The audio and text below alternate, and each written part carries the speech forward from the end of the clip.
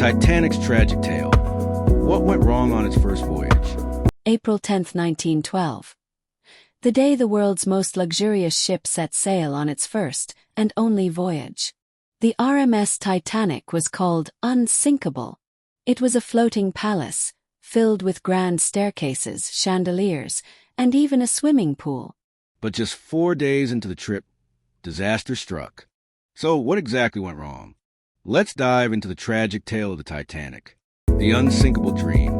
The Titanic was the biggest ship of its time, 882 feet long, nearly the size of 3 football fields. It had 16 watertight compartments, designed to keep it afloat even if 4 of them flooded. Sounds safe, right? But here's the thing, it wasn't completely unsinkable. The ship's owners, White Star Line, wanted luxury and speed, so they cut corners to finish it faster. The icy warning signs. Fast forward to April 14, 1912. The Titanic was racing across the Atlantic, but iceberg warnings were coming in. Over 6 different ships sent messages saying, "Hey, watch out for icebergs." But guess what? The warnings were ignored. The Titanic was moving at full speed because the captain wanted to break a record for fastest crossing. The moment of impact. At 11:40 p.m., a lookout spotted an iceberg, but it was too late. The ship swerved, but its side scraped the iceberg, ripping open 6 compartments, more than it could handle. Water rushing fast. The unsinkable Titanic was going down. The lifeboat problem. Here's where things got even worse. There weren't enough lifeboats. The Titanic carried only 20 lifeboats, enough for about half the passengers. And to make matters worse, some lifeboats were launched half empty.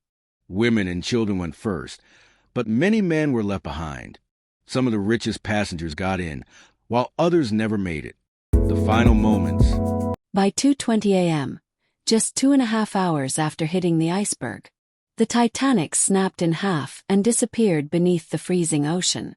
Out of 2,224 people on board, only 706 survived, and most of them were in lifeboats. The rest left in the icy water with no chance of survival.